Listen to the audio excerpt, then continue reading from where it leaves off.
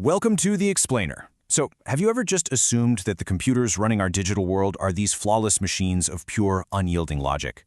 I mean, we all kind of tend to trust that right beneath our screens, everything is built on this absolute, rock-solid foundation of exact mathematics. But today, we are going to completely shatter that illusion. We're going to dive deep into the actual silicon metal of your computer's processor to expose a pretty shocking reality. The digital world that we trust with our finances, our laws, and our art is fundamentally built on microscopic hardware-level guesswork. Okay, let's dive into this. 80 to 90%. Just let that sink in for a second. That massive number represents the estimated percentage of modern AI compute cycles that are actually just hardware-level approximations. They literally aren't exact math at all. When massive language models and high-speed trading algorithms are doing all their heavy lifting, the physical engine driving them isn't actually calculating absolute ground truth reality. It's making highly educated guesses simply so it can process huge mountains of continuous data incredibly quickly. To really wrap our heads around how profound this is, check out this quote from researcher Kyle McLean-Smith. He absolutely hits the nail on the head here. He says, "It's fundamentally an approximation system, not real arithmetic." The entire foundation of these massive AI matrix operations is just an estimation system.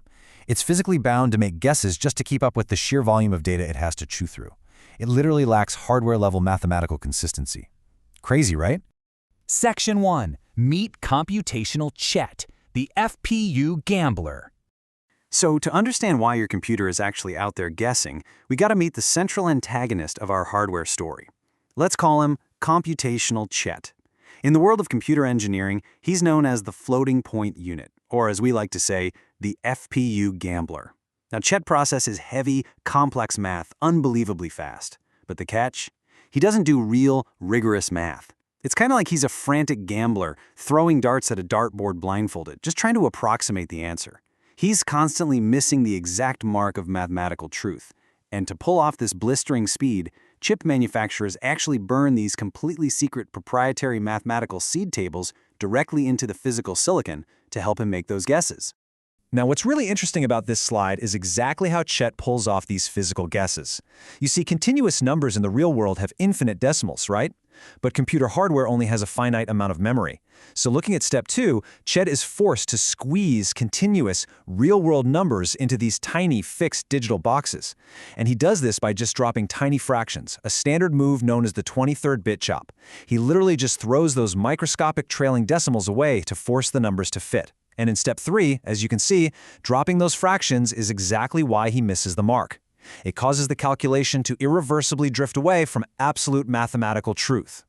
And this limitation triggers what experts call non-deterministic drift. Now, in total isolation, chopping off a 23rd decimal bit might seem totally harmless. But modern systems are running billions of concurrent operations. Over millions of transactions, those microscopic rounding errors violently compound. And because the underlying seed tables used for this are closely guarded corporate trade secrets, an Intel chip and an ARM chip will actually give you slightly different answers to the exact same equation. There is literally no way you can guarantee the exact same mathematical outcome twice. Section 2, the erasure of true sin.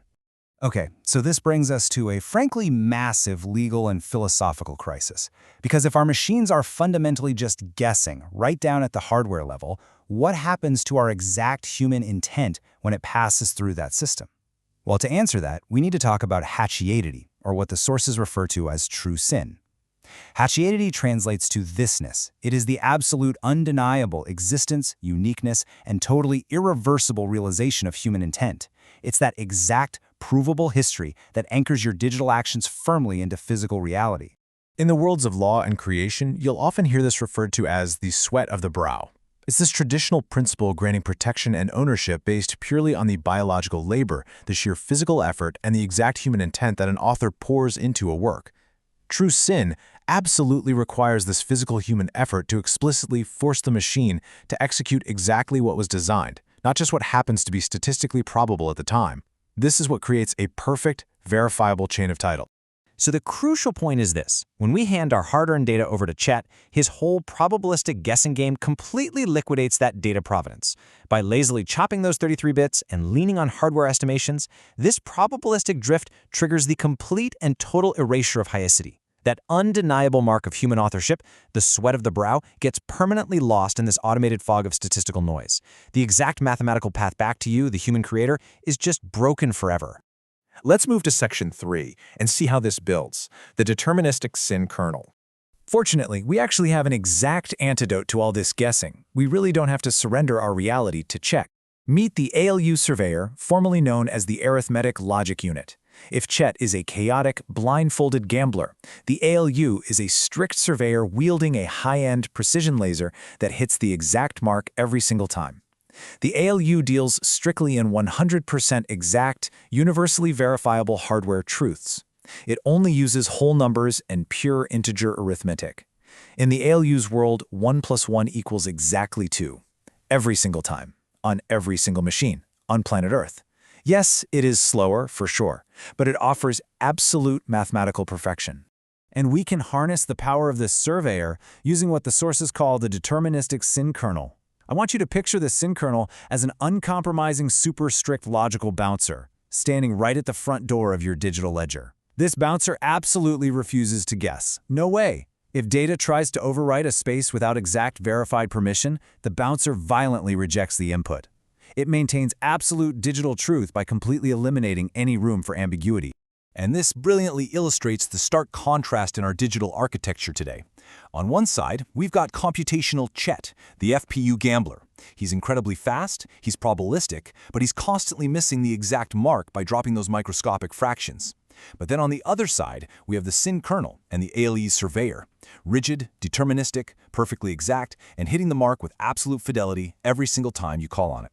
If you look at the table here, the divergence in outcomes is honestly wild. If you input exact math into Chet, his output just spits back fractured, lossy fractions because of that 23rd bit chop. But the sin kernel, it outputs pure, globally verifiable truth. And if you input your exact human intent, like your copyrighted art, your code, or a financial ledger, Chet's hardware approximations scramble it into probabilistic noise, totally erasing you as the author. The sin kernel, however, preserves the sweat of the brow perfectly, keeping your chain of title entirely intact. Section 4. Reclaiming our digital reality. So what does this all mean for us? How do we actually survive this era of probabilistic hardware noise and stop the machine from liquidating our identity? Well, we have to step up. For all you focused learners out there who are building and using these systems, the mandate is pretty clear. First, we absolutely have to reject FPU guessing for critical high-stakes tasks. Second, we need to actively enforce strict ALU deterministic fidelity using rigid, structured text. Third, we have to manually step back into the loop. You can't just lazily rely on a probabilistic machine's first output anymore. You have to apply the sweat of the brow by manually pruning the corrupted data yourself. And finally, you must act as the sovereign pilot, demanding the machine execute exactly what you designed. As these massive statistical engines get woven deeper and deeper into our legal, financial, and creative lives, remember, you are the steward of the machine. So I want to leave you with this final provocative thought to chew on today. Will you quietly remain a digital tenant, just renting blurry, lossy guesses from computational Chet? Or will you grasp the sword of strict text, apply the sweat of your brow, and ride as the sovereign orchestrator demanding exact truth from the machine? Ultimately, the choice of how we command the future depends entirely on your answer. Thanks for joining me on this explainer, and remember, always look past the screen.